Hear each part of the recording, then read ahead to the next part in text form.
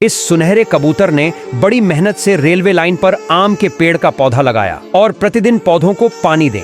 कुछ दिनों के बाद पेड़ धीरे धीरे बहुत बड़ा हो गया और पेड़ पर बहुत सारे आम भी लगे। तब कबूतर ने उस आम के पेड़ पर घोंसला बनाया और वहीं रहने लगा। एक दिन कबूतर ने अपनी रेलवे लाइन पर एक ट्रेन को आते देखा तो कबूतर ने ट्रेन को रोकने की बहुत कोशिश की, लेकिन ट्रेन नहीं रुकी और उसका घोंसला टूट गया। तभी दुखी कबूतर रोने लगा क्योंकि किसी को भी वीडियो लाइक नहीं किया।